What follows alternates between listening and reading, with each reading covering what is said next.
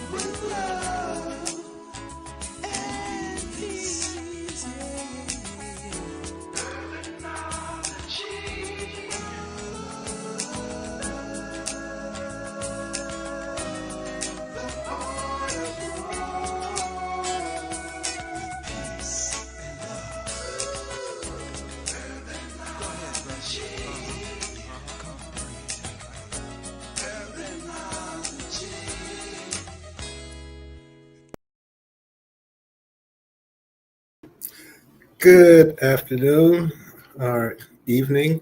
This is Tony Rogers, your host for a special edition to Urbanology Systems. I I had an opportunity to uh, be part of an event last week where Adrienne Adams, the speaker for the city of New York, uh, talked about herself. And I have to admit, I never really had that type of understanding about her. And I was extremely moved by that conversation, so much so that I wanted to try to track her down to see whether or not I could let other people know what uh, I was, what I understood about her and her background and her record. And of course, WACR or Soul City is not necessarily endorsing anybody. We will have other uh, political candidates, but this is the first Black woman, to my understanding, who's been elected Speaker of the city council of New York City, and that in and of itself, coming out right off of Juneteenth week, is a reason to have this conversation with her. I'm sure she's already made history and she's already a winner. But I just wanted to give some time, and I have to give her some time because I promised I would let her go in a half an hour. So please give a warm welcome to City Council Speaker Adrienne Adams. Hello, Tony. Hey, how are you doing? I'm I, doing well.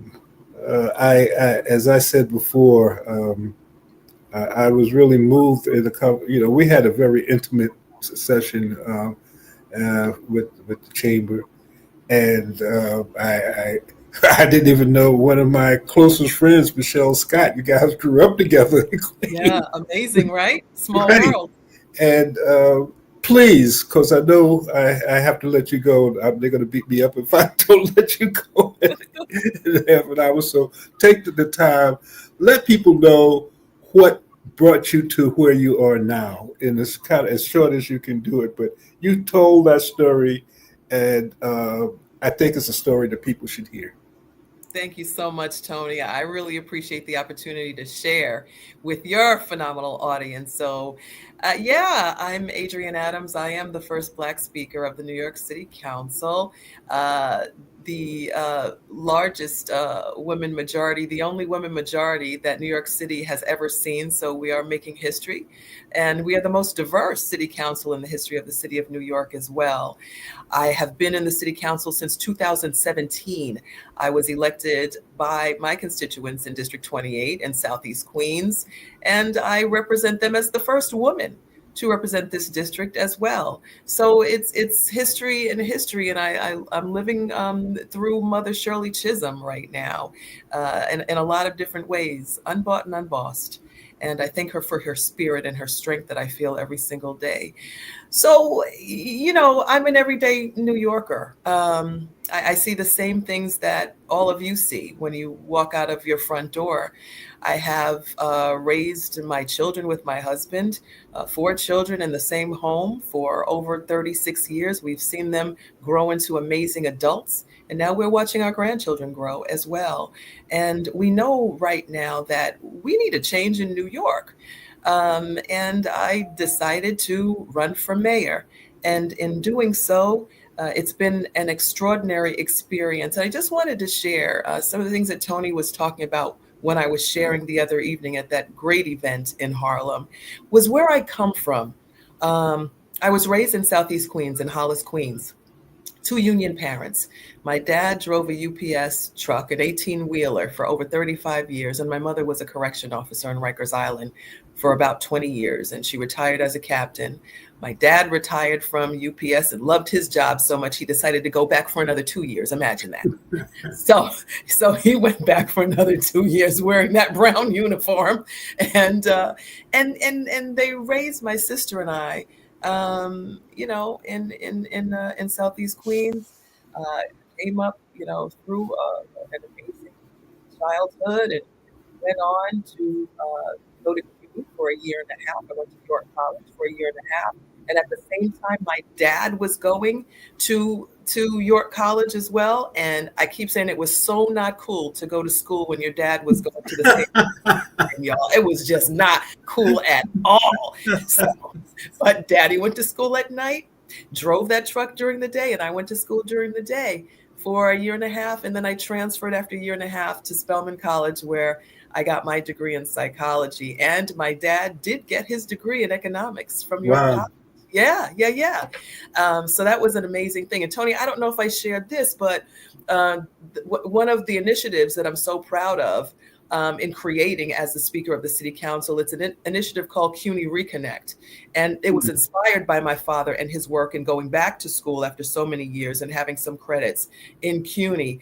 I developed this initiative about 3 years ago. I announced it in my state of the city about 3 years ago or so. And it's an initiative where we put forth from the City Council a few $1,000,000 to give students that have some CUNY credits the opportunity to come back to school if they had to leave for a hardship, or take care of a family member, or any kind of hardship. We're giving them the opportunity to come back to school, re-enroll. And Tony, I thought that I was going to get about 10,000 students a few years ago. As we sit here this evening, almost 50,000 students Wow. are enrolled into CUNY Reconnect, and that's my baby. And I'm really proud of that. We are continuing the economic engine, which is CUNY. We've got to support it. As a city council, we've always supported CUNY, and I'm going to continue to do that. So real proud of that initiative. We are ensuring that people that look like you and I have an opportunity to get those degrees, and they are. It is intergenerational. We've seen thousands of students graduate. A student in his 80s graduated last year, and it was so heartwarming. So we're getting them from the oldest to the youngest. So I encourage you, everyone that's watching this broadcast, please do look into, if you want to get your degree and you have some CUNY credits, look into CUNY Reconnect and come on and reconnect and come back to school, get your degree. Something else. That's a great thing. And no, you didn't. And of course, I'm a CUNY person. I actually served 5 presidents in CUNY. Wow. Yeah. So I understand. But tell us what intrigued me when you were in corporate and you started to do some get involved in the community, and tell us about that rise in doing things, community boards and all of that stuff. Yeah. I'd love to share this. I'm not a career politician, everybody. That's right. I spent almost 20 years in corporate America in the private sector, and I was a corporate trainer. I trained a whole lot of people that don't look like me to make a whole lot of money that I'll never see in a lifetime, for sure. But there came a time when my husband and I had our empty nest, and I had to take a step back. And I asked myself, what is it that I really want to do now? Where do I go from here? And I shared that night that as women in particular, we morph and we change, and we take one cocoon off to become a butterfly, and then we do it all over again. So this was a time in my life where it was extremely significant, and I was in that cocoon and I became a butterfly all over again. Had to figure it out. One day it came to me after about 2 years or so, and something said, plug into your community. It is something that I never had time to do because I was so busy working. We were so busy working, raising our children to make sure that they had everything that they needed. And I never plugged into my community. And so I decided to plug into my community. And I joined my local community board. I became the education chairperson. And what I discovered was that we had significant inequity in our communities. At that time, a certain administration was closing schools, particularly in Black and Brown communities, and co-locating schools. And what that told me was that our children were failures, and I was determined never to send a message to my children or yours that they could ever be failures. It was the system that was failing them, and it was up to us to step up and create all of those things that our children deserve.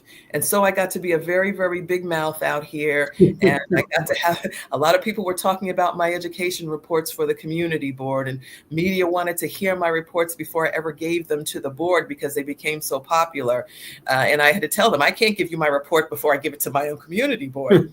But nevertheless, I expressed a whole lot of concern, became a very, very active advocate for our children at that point. And people, like I said, took notice, and things started to happen in the community for the better as far as education is concerned.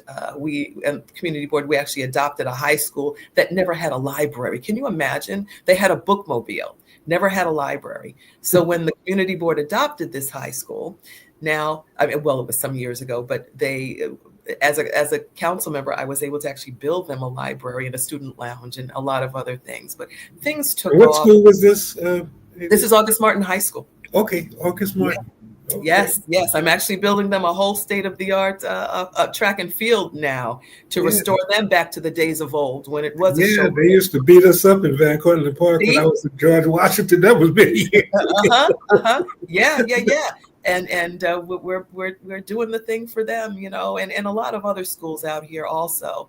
Some folks saw at one point during my tenure on my community boards, saw some things that I didn't see in myself at that time. I was actually elected to be the chairperson of the community board. And again, started stepping up and just making some moves in the community, made myself very, very visible and loud for the cause of our people. Mm-hmm. And there came a time where there was a vacancy for City Council District 28. And I was encouraged to go ahead and run for the seat. I ran for the seat. And as they say, the rest is history. I became the first woman elected to be the council member for District 28 in 2017. And that is the story that I shared.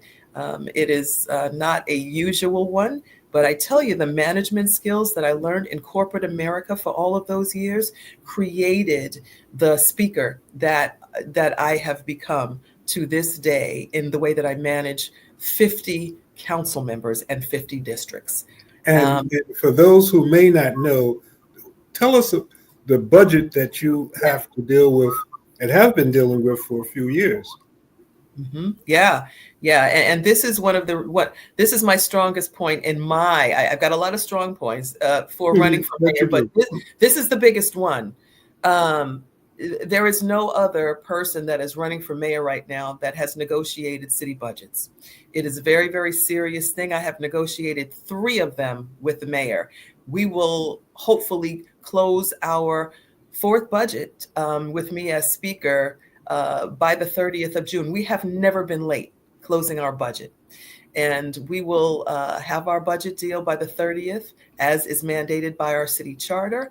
It is a $115 billion budget. Wow. And this budget is going to be adopted, again, for the benefit of New York City, of all New Yorkers who need these resources, need these services, need for our agencies to work and work better, though I will say that as well. And I've also, as speaker, put aside, I call it Trump proofing, because we don't know what that maniac is going to do next to New York City. So I have taken City Council funding a part of this budget for 2026, put it aside $1.9 billion to make sure that we've got resources maintained in another area of our budget. We've got our rainy day fund separately, and we have reserves separately. You all, it was the City Council that created the rainy day fund, as quiet as it's kept. We have been that fiscally responsible partner to the mayoral administration all of these years. So I am the most qualified person to lead this city, to be the next mayor of the city of New York. I stand on those qualifications, and we're in it to win it tomorrow, primary day. When you become mayor, what do you feel would be maybe your 4 to 5 top priorities to focus on? There are so many priorities, Tony. We are in, behind the 8 ball in a lot of different areas. And, as we all know, I know people are talking about housing. People are talking about homelessness. People are talking about mental health. People are talking about public safety. That's just 4. We can throw in the 5th for me because I'm an education person. And that's always going to be a priority for me, no matter what happens where I go. So in looking at the housing situation right now, we've got candidates that are telling you what their plan is. And I am the candidate that is telling you that my plan is already in motion. So again, I'm doing the work already. So the plan is already planning. I have put forth the most pro-housing agenda in a generation right now. And it was passing the City of Yes, which the City Council calls the City for All, because I had to do a lot of changes to that. Initially, just a broad sweep of a rezoning. And I said, that'll never pass the council. And New York City is not a monolith. Our communities look different. So we're going to have to nuance some things in this proposal to make it palatable, and so that my members will accept it, and so that it will be accepted across this city. So I insisted on an additional $5 billion in order to pass this proposal. And in that $5 billion, I have to say the administration gave us $4 billion, but the governor called me and she said, Adrienne, I heard that you need $5 billion to pass this proposal. I'm going to give you the additional $1 billion. That's what partnership looks like, everybody. You have to have the right mayor to have the right person to work with a governor. You have to have relationships. I've got them across the board. So Kathy Hochul called me. She said, you need another $1 billion to make this happen. We have to make sure that housing happens in New York. We got the $5 billion, everybody. So in that, I am protecting our communities that have issues of chronic flooding by building infrastructure within this proposal, so that whatever we do to develop, we've got infrastructure. I'm also including in repairs to NYCHA and Mitchell-Lama residents that have been in disrepair for so long. We need to make sure that our residents are living in dignity in their homes. We want to keep them there, and we want to keep them satisfied and growing in dignity. I've also put in that $5 billion are protections for homeowners. We don't talk about homeowners nearly enough in my estimation, but homeowners are in repair in states of disrepair also. And that can jeopardize them and put them in plight for foreclosure, which we see a lot, particularly in my area in Southeast Queens. So we've put some of that money together for homeowners as well. We've put money together for city FEPS vouchers to make sure that people that need that subsidy are protected from eviction and are protected from remaining in homeless shelters. We want to see folks get into permanent housing. So some money is going there. And in addition to that, we know that there is a deficit in HPD when it comes to building and helping to build this housing that is so desperately needed across the city. Some of that money is going towards making sure that those vacancies are filled and those individuals are paid to help us get this housing that New York City needs so desperately. So again, people are talking about what they're going to do. I'm already doing the work. Well, again, that is what allowed for me to say, I need to have this lady talk to some of the people that I know, because I did not know. I mean, I'm sure you have some very good, and I've met some of them, media people, but for some reason, I only knew Speaker Adams, who sometimes could be combative.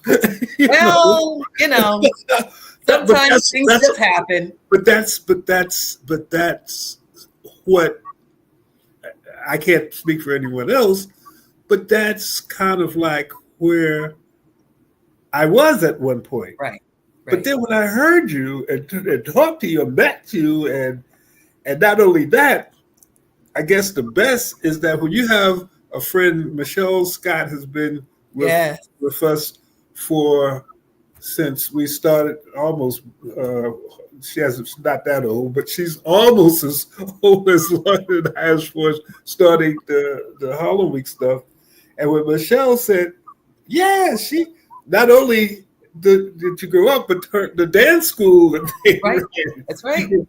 My daughter danced at the dance school that she and her sisters ran.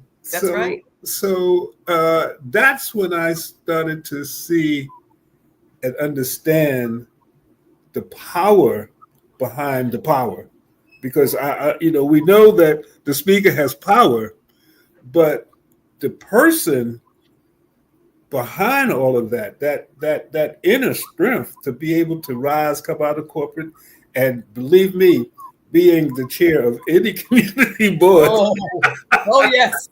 Oh yes. Yes, indeed. That A little may be challenge. rougher than being mayor sometimes, Yeah. depending on what. Lloyd Williams and I was 10. That's kind of like how we started. He was the chair, and I was the chair of the Economic Development Committee.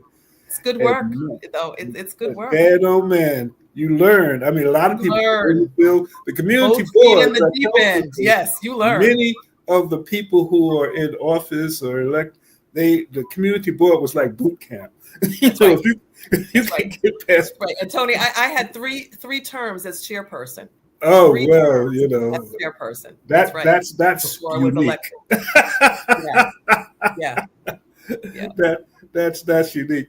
Um, when we talk about crime and job development, what are some of the things that you see? And I'm keeping I made a promise, so we have about 4 more minutes, so Okay. we can answer that, and then I'm going to ask you Well, you just count. to tell people what you would like for them to hear, because I'm told that this may be about the last interview that you have before tomorrow.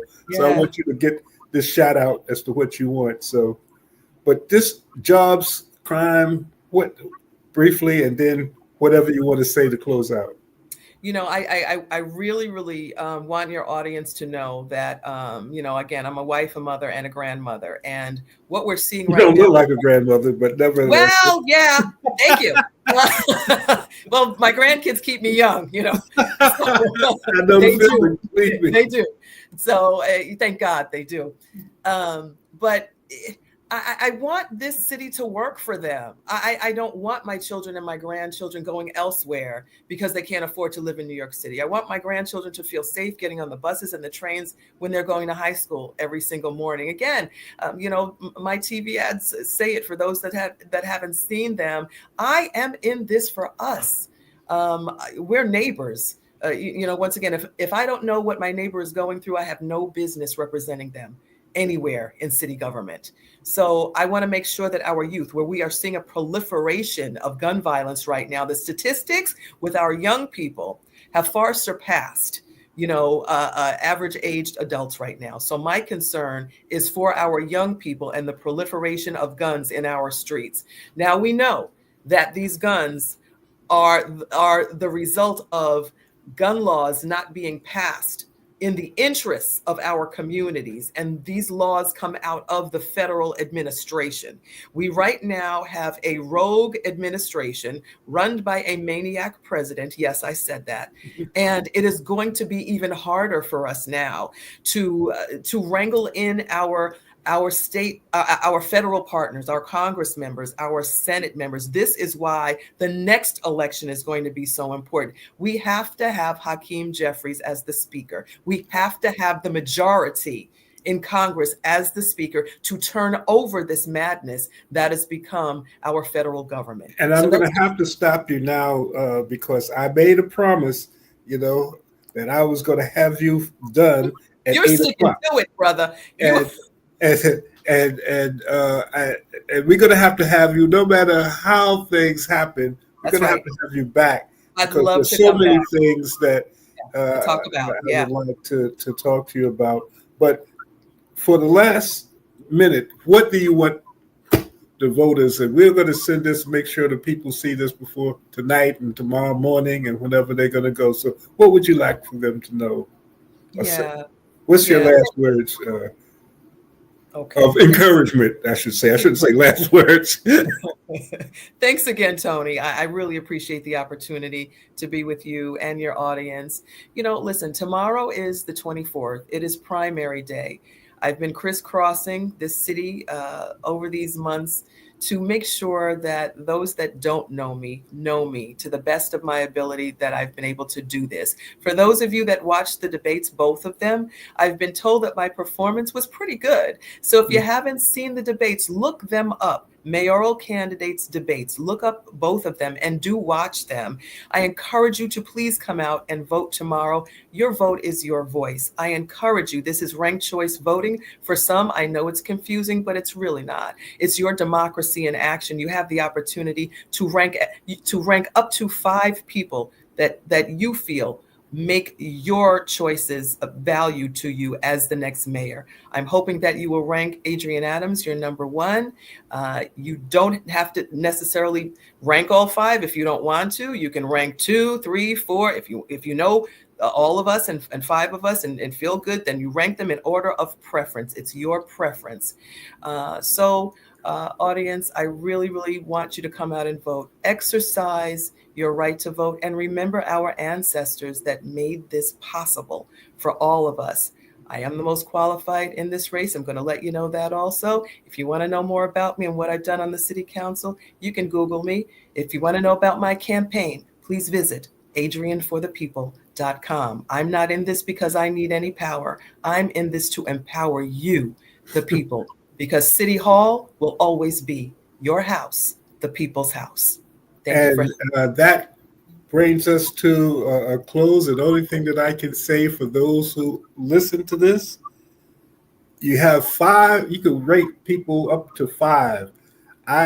If not number 1, number 2. I mean, there's no way anyone listening to this, because if you're listening to this, some kind of way we're connected, that Speaker Adams should not be on your one of your choices. I can't tell you who, but for me, I can't. I don't want to get in trouble, so I got to stop there. But nonetheless, thank you so much, Thank you. and all of the best. And no matter how you look at it, we're going to have you back on because you have so much to talk about that we haven't even had a chance to do it. But I made a promise, and it's 8:00. So thank you. Thank you, Tony. Thanks so much for the opportunity to be with you. Thanks for Soul City, Matt and Jasmine from Soul City to provide this opportunity, which is why it's good to have this type of forum because we can only do something like this with something that we control. And Soul City has been a major contributor to providing information that many people might not know of, or the quote unquote general media may not feel important enough to cover. So between Soul City, WACR, and the Harlem Community News, it's something that I think that's going to be important. I'm going to end with this, and of course, you're going to be hearing more about it. It's my baby, a city within the city. We're in the process of developing a Connect Harlem app that will connect community boards 9, 10, 11, and 12.